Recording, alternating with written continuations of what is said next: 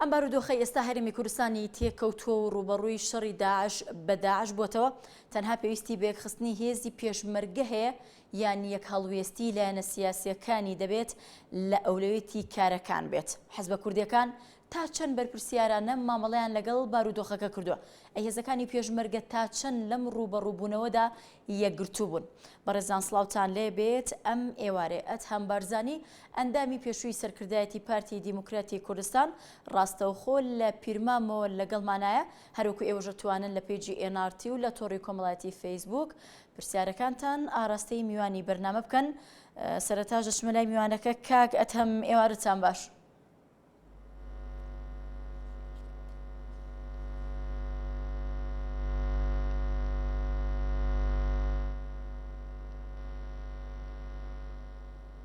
کاگات هەم بەڕێستان گوێتان لە دەنگی ئێمە هەیە؟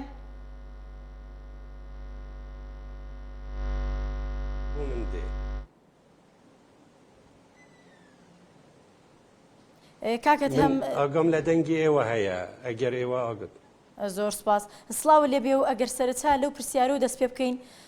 بە شێوەیەکی گشتی ئێوە چۆن خوێندنەوە بۆ ئەم بارودۆخەی ئێستای هەرێمی کوردستانەکەن کە هێزێکی وەکو داعش بەرۆکی هەرێمەکەی گرتووە و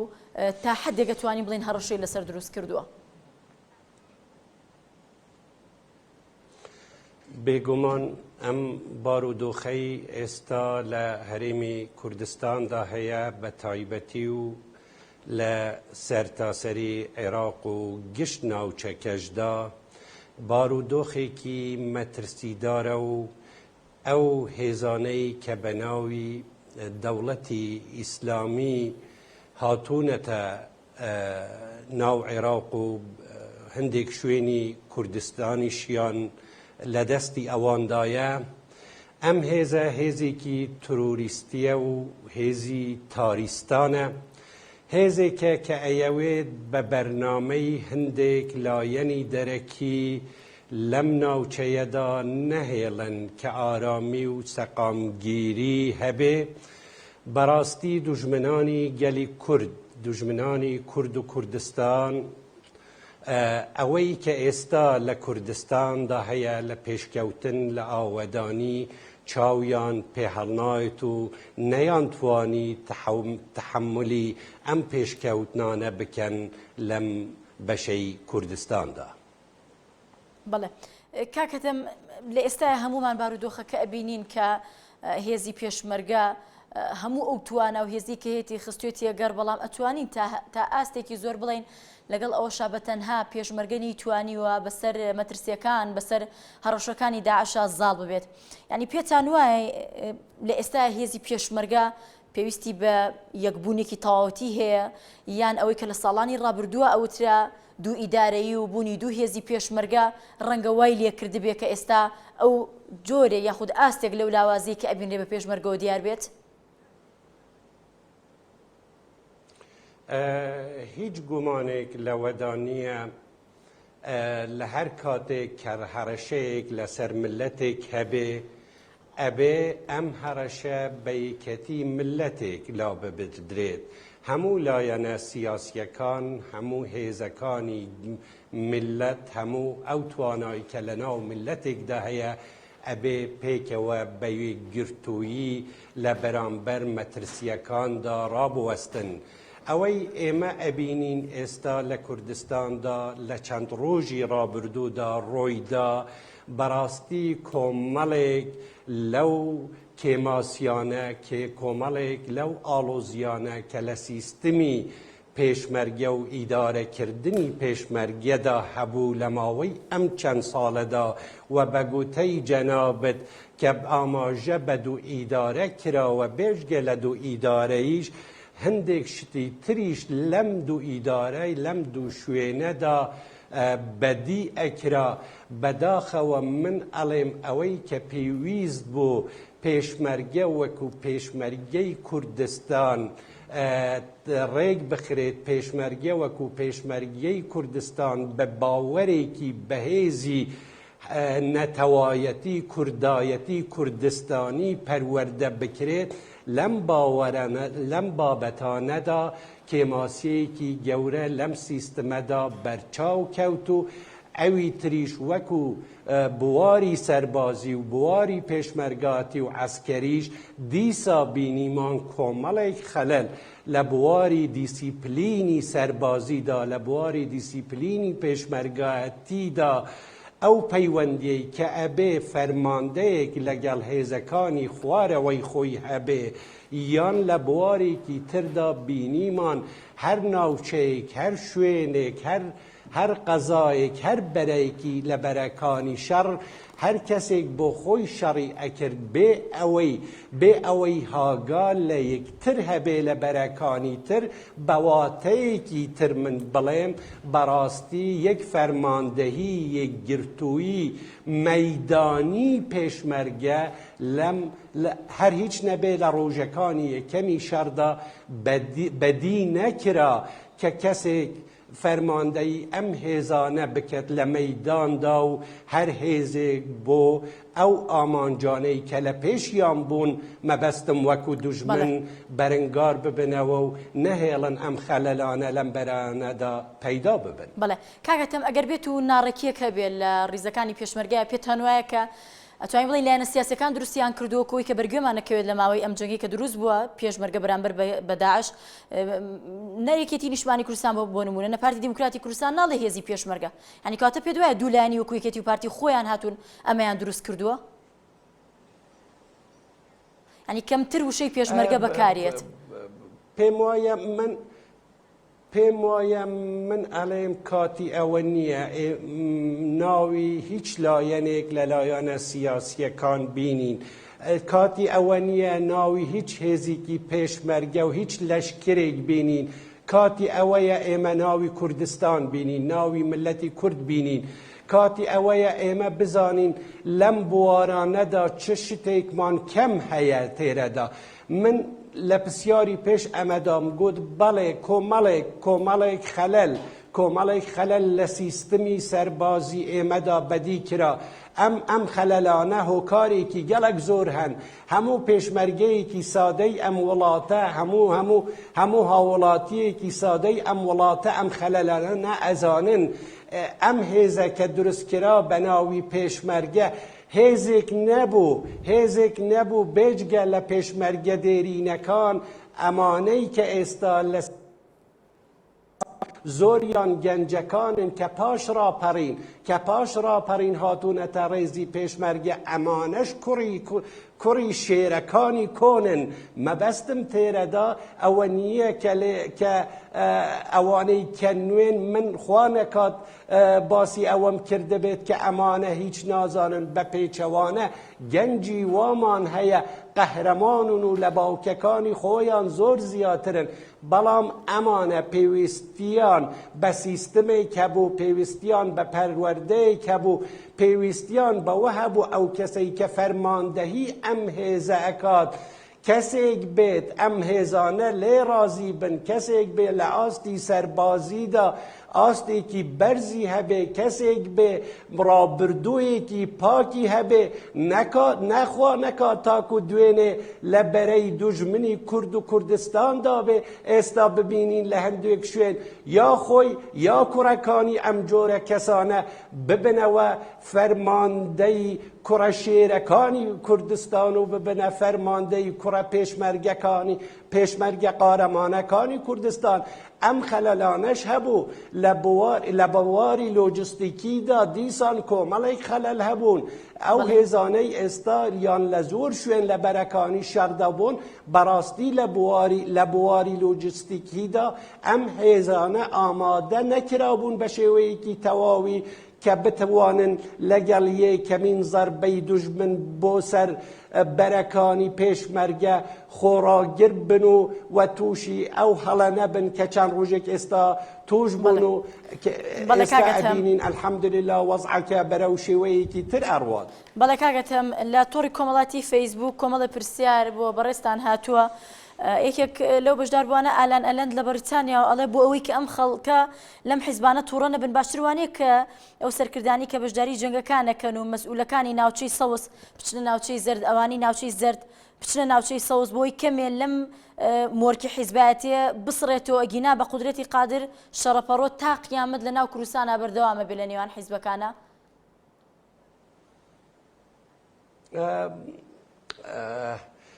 بەڕێزان با من وەڵامی ئەم بەڕێزە وا بدەمەوە و ئەوەی کە ئێستا پێویستە لەسەر هەمووی ئێمە کوردایەتی بکەین نە حیزباتی، پێشمەرگاتی بکەین نە هێزی فلان و نە شەڕەپەڕۆک. ئەم شەڕەپەڕۆکە بەڕاستی نە ئێستا لەم شەڕەدا کە کوردستان دووچاری هەندێک لە چەتەکانی تاریستان بوونە ئەبێ ئەبووە پێش ئێستا خۆمان لە زۆر لەم بابەتانە ڕزگار بکەین. بیر و باوەڕ یان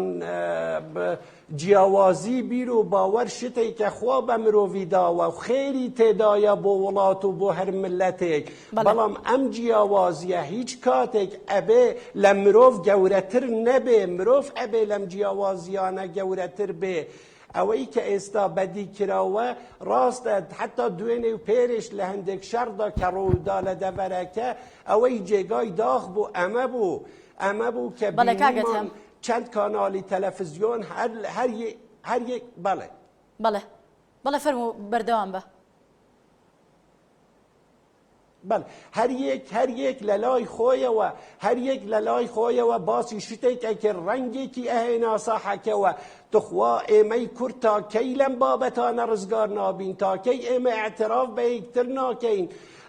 جەنابەت کچی ماڵێکی بەناوی کوردستان، من کەس کوڕێکی ماڵێکم بەناوی کوردستان، هەمومان لە شوێنێکدا خوشک و برای یەکین و ئەوەی ئەرکە لە سەرشانی ئێمە ئەبێ ئەم ماڵە بپارێزین، جوانی ئەم ماڵە بپارێزین،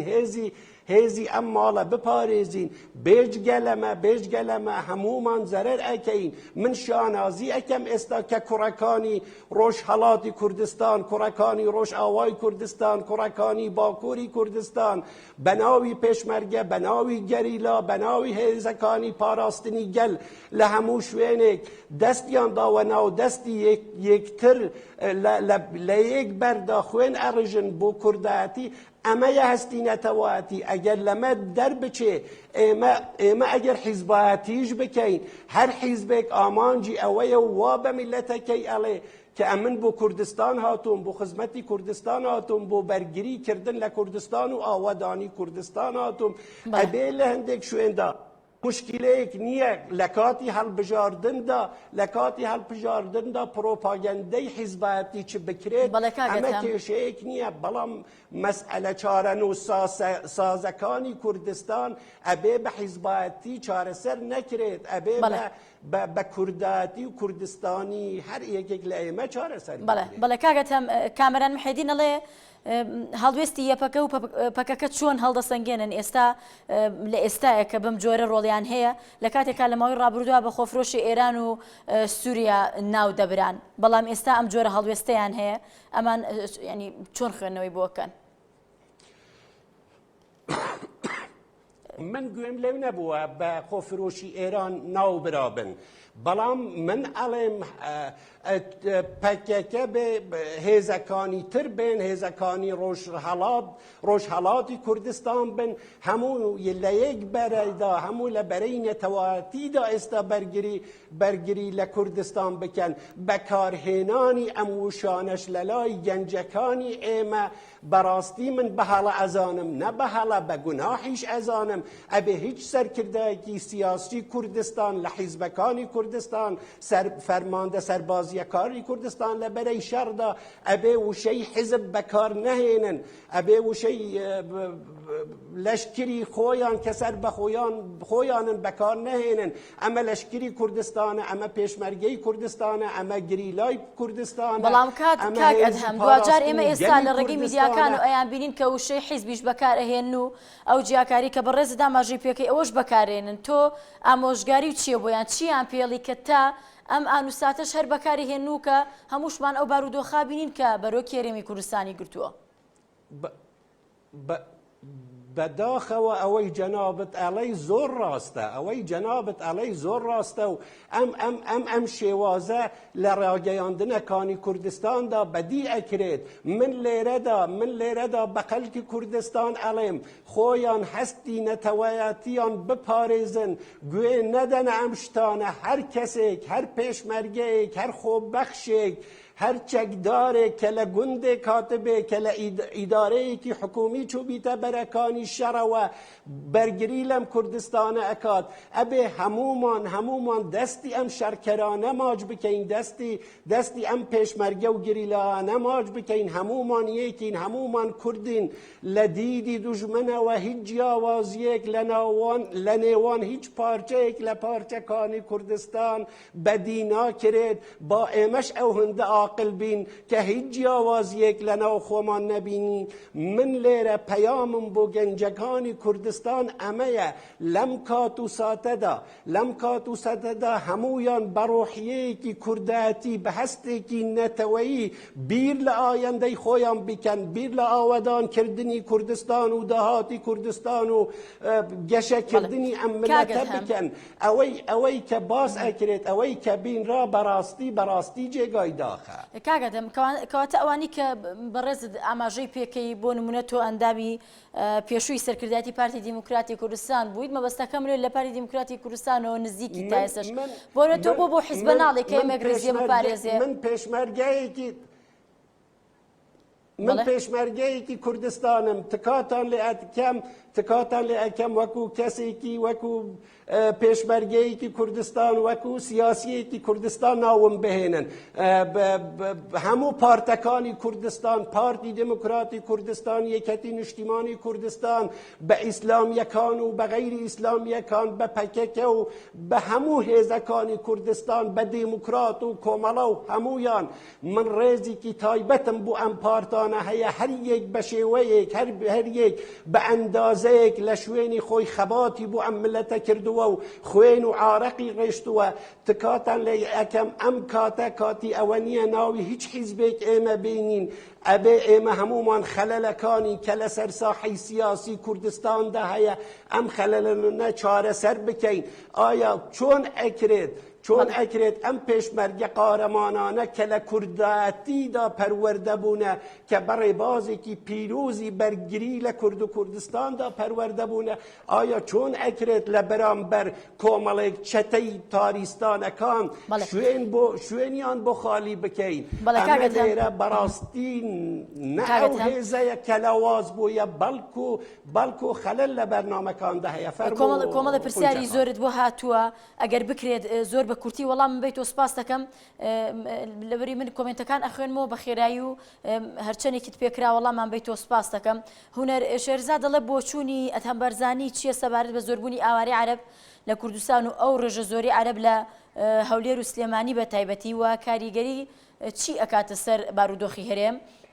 بەشدارویەکی کەمان ئەڵێ کشانوی پێشمەرگە لە ڕزگار جەبار ئەڵێ کشانوی پێشمەرگە لە شنگال و دەوروبەری و ئێستاش لە جلەولا ئەمە تاکتیکە یاخود تەنها ئەمە شکانی هێزی پێشمەرگەی بۆ نمونە یان حیزبەکان خۆیان ئاگایان لێ و سیاسەتێکی حەکیمانەیە بۆ زاڵبوون بەسەر ئەو دۆخی ئێستادا عشێناوێتێناوە ئەم تاکتیکیان بەکارهێناوە جێگر ڕەواندوزی ئەڵێ بۆ تاوەکو ئێستا پارتی و پەکەکە و یەپەگا با بڵین بێ نەیاری خۆیە زانی واتە پارتی پەکەکە و یەپەگەش بە نەیاری خۆیە زانێ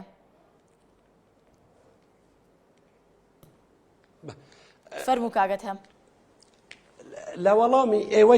لە وەڵامی ئێوەی بەڕێزدا ئەڵێم نە تەنها ئاوارەکانی کە ئێستا هاتوونە کوردستان من لە دەستپێکیشدا ئەوەم گوتووە بەڕاستی هەر وڵاتێک ئەگەر کۆنتڕۆلی خۆی نەکات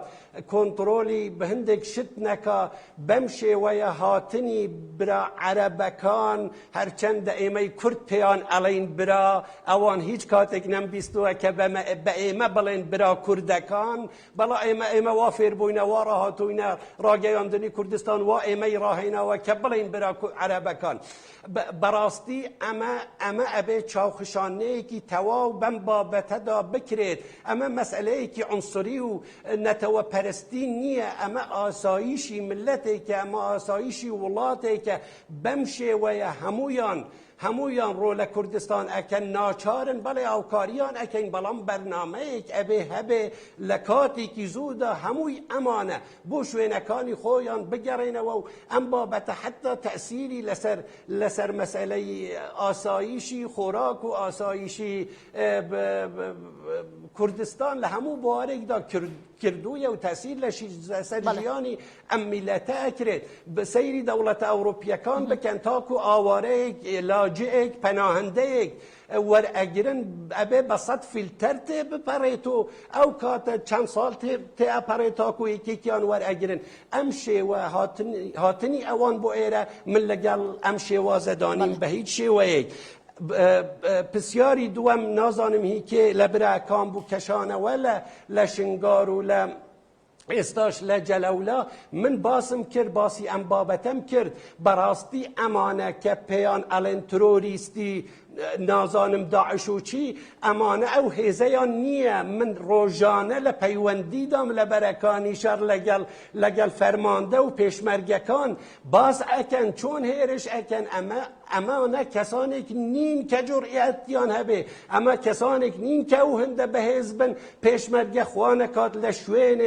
لە شوێنێک پشت بداتە ئەمانە بە هیچ شێوەیەک ئەمە لە دەستپێکدا بەڕاستی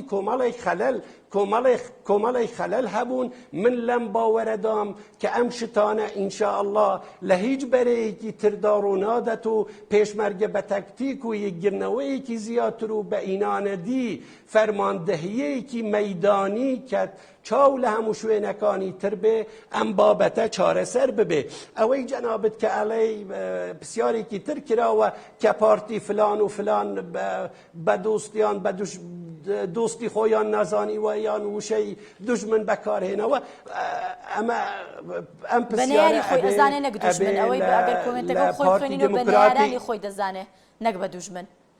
واتە پارتی یەپەگەوپەکەکە بەنیاری خۆی دەزانێ نەیارانی ڕێکابەرانی خۆی بزانێ بەڵێ ئەمە ئەبێ ئەم پرسیارە لە مەکتەبی سیاسی لە خودی پارتی دموکراتی کوردستان بکرێت و بەڵام من لەم باوەرەدانیم ئەگەر بە نەیارانی خۆی زانیبا دوێنێ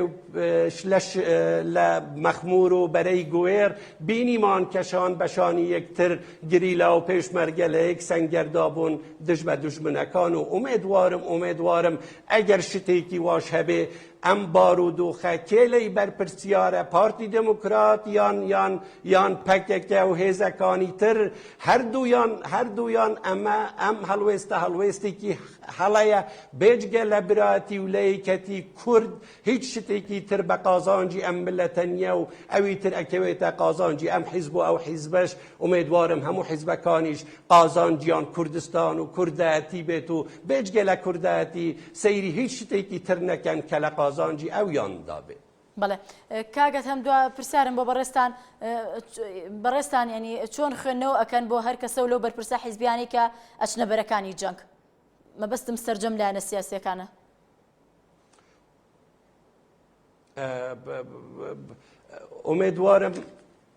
ئومێدوارم هەر چۆنێک هەر بەرپرسێکی حیزبی سەربازی بۆ بەرەکانی شەڕ بۆ ئەوە بێت کە گەرمایەتی و بۆ ئەوە بێت کە ورە بەرزکردنی پێشمەرگەی تێدا بێت نەبوو ئەوە بێت کە لە ڕاگەیاندن و شوێنەکانی تر دەربکەون ئەگەر بەشی یەکەم بێ هیچ گومانێک تیان نییە بۆنی سەرکردەکان ڕێبەنەکان فەرماندەهەکان لە بەرەکانی شەڕدا چ لە وتارێکدا چ لە دەرکەوتنێکدا هەموو ئەبێتە هۆی ئەوەی کە ورەی پێشمەرگە بەرز ئەبێتەوە و هەواڵەکانی خۆیان یان سەرکردەکانی خۆیان لەگەڵ خۆیان ئەبینن ئەمە هەمیشە تەسیرێکی باش و مثبەتی هەیە لەسەر ورەی پێشمەرگە. بەڵێ ئەتهام بارزانی ئەندامی پێشووی سەرکردایەتی پارتی دیموکراتی کوردستان زۆر سپاس دەکەین کە ڕاستە و خۆ لە پیرمامەوە لەگەڵمان بووی کاتێکی خۆش بەڵێ بەڕێزاندی دومی هەواڵ کۆتایی هات ئێوارێکی خۆش بە هەموو لایەکتان.